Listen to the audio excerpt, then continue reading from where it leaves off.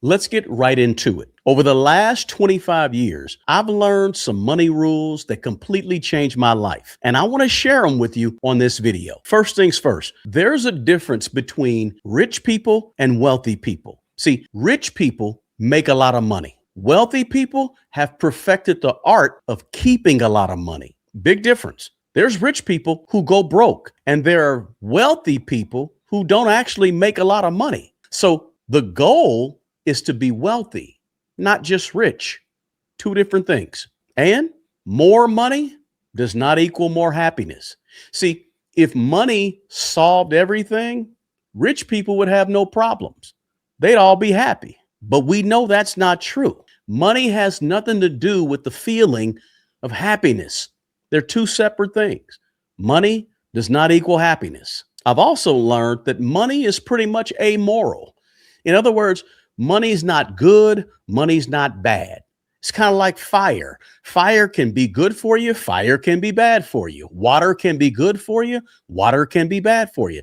The good and bad of money really depends on the person who's using it. Money can be used for evil or money can be used for good. And something else I learned is there's a tremendous value in changing the way you think about money. Here's a way of thinking about money that I learned. Responsibility is the key. When you understand that your financial life is 100% your responsibility and nobody's walking through that door to help you, that's your superpower. Why? Because when you realize that you are 100% responsible, now you have the power to fix it. You got free will. Let me say it like this. Money won't fix bad habits, but money will also expose bad habits. Like money doesn't define character, guys, but it will reveal who you really are on the inside if you have enough of it. So another thing I learned, don't chase money. This one is critical. The moment that you start chasing after money, you're going to start making bad decisions to get it. Never give money so much power in your life that you give up your morals for it, right? You got values, you got character, you got good decision making. Don't sacrifice all that just for money. It's not worth it. Never put money on a pedestal. Never put the people who have the most money on a pedestal. There's things in life that are far more valuable than money. Keep money in its proper perspective and don't allow the lack of money to wreak havoc in your mind. Now, who am I to tell you all this, guys? Well, I started my money journey flat broke from the time I was young until the time I was about 30 years old. In fact, in the year 2000, when I was 30 years old, I had a negative net worth of $30,000. 25, 26 years later, with the help of some mercy and grace along the way, I've built a net worth well over 7 figures. Now, I don't say that to brag or boast. I just say it to say this.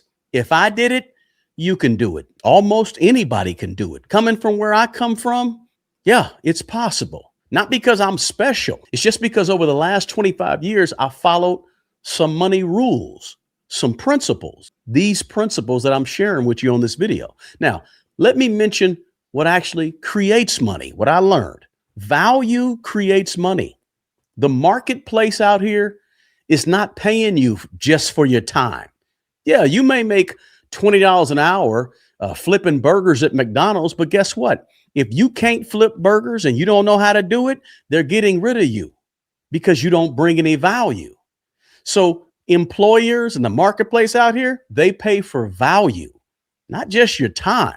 Because if you don't bring value in the time that they're paying for you, you won't be working there. You won't get paid and you won't have whatever job you got. You get paid based on the value you bring. And smart work is better than hard work. It's not about how hard you work. Have you noticed this, guys? The hardest working people oftentimes make the least money. That's because hard work doesn't build wealth. Smart work builds wealth.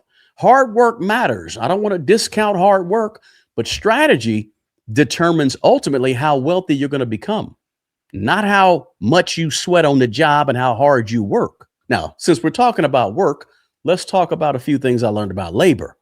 The real power move, listen to me closely on this one. The real power move is learning how to use other people's labor and other people's time to help build your wealth. Let me put it like this. Labor is capital. Okay. If you want to really get really wealthy, learn how to use the capital called labor, build a business and hire other people. Just a thought. Now let's talk control and structure. Let's talk the importance of management. Most people don't really have a money problem. Most people actually have a management problem. Structure, organization, order, having systems. See, people who make a lot of money but still live paycheck to paycheck without strong structure, 9 times out of 10, they're lacking order. They don't have organization. See, financial progress requires order. Money runs from chaos and money runs to order, which takes me to discipline. Discipline with money is order, and order is freedom. The fastest way to get ahead financially is to employ self-discipline in your spending, in your behavior with money. 2 of the most powerful words in the personal financial world is no and stop. Now, staying on discipline. Discipline is truly about understanding what are needs and what are wants. See, wealth is built by buying what you need and being disciplined around the things that you want. And a lot of people have this one backwards, right? A lot of people are very disciplined with their wants and they barely get by on what they need. This is the person who rents an apartment in a bad part of town, but still drives a brand new Lexus. Or this is the person that takes the vacation to Dubai, but only has about $1,500 in their emergency savings, right? We all know some people like that. Disciplined about the things they want and not very focused on the things that they actually need. And another thing I learned is logic over emotion when dealing with money, because people are naturally emotional with money. But if you stay emotional with money, you're making a grave mistake when it comes to personal finances and building wealth. Money grows when decisions are made logically, not when decisions are made out of emotion. Okay.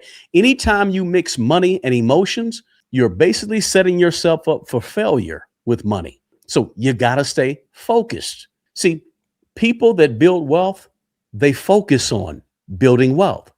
Whatever you decide to focus on is going to grow in the direction that you want it to grow. So you have to focus on your money. Let's talk a little bit about what destroys wealth from what I've learned.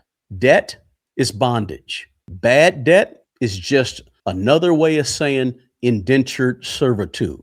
Bad debt robs you of your freedom and it holds you hostage for however long that note is going to take you to pay it off. Now, I'm not against debt, but I'm against the debt on anything that's not adding value to your net worth. And that's what I call bad debt. Now, every bad financial decision today becomes a burden for your future self. Also, the misuse of time destroys wealth too. Time is one of your most valuable assets. And once it's gone, nothing's going to get it back. Not even money. You can't pay for time. I've learned over the years that people who manage their time have a tendency to be better managers of their money. And what I've learned specifically about growing money, listen, I learned that money must be flipped. The one job of money is to create more money. Money sitting still always loses value due to inflation. So your job is when you get paid, when you get money, take a portion of that money and flip it, employ it. In other words, put it to work, invest it so it can grow, because money invested multiplies, but deadbeat money that's not working will make you poorer over time. I also learned that working in a silo and all alone makes the road to wealth longer.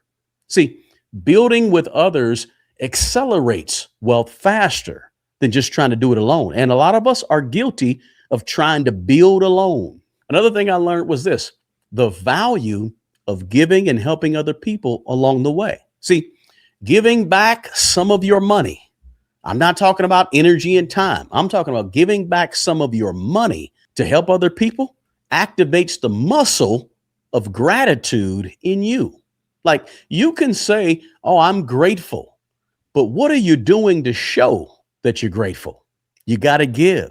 You got to help others with your money or put money towards a cause that you believe in, right? That may add value to the lives of other people.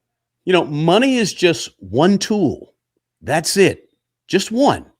There's other valuable tools. Think about it like this. You have skills that you've either developed along the way or skills you naturally have. You have your gifts, you have your talents, you have relationships, you have a network of people that are around you and perhaps some wise counsel. You have your experiences, you have time, you have health, you have discipline, you have knowledge, and we can go on and on about the other tools that you have at your disposal to help you build some wealth. Money is just one of those tools. It's like a hammer is an important tool, but you can't build a house with a hammer alone. You need other tools to help you build that house, right? Money is the exact same way. You have to use a whole assortment of tools to build wealth, not just money.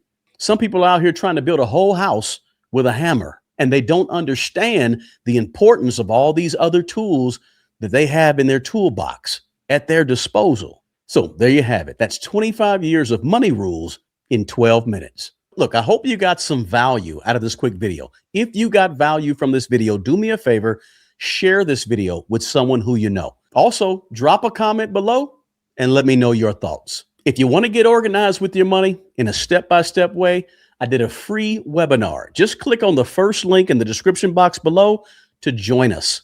Listen, the best person who's going to take care of the old you is the young you.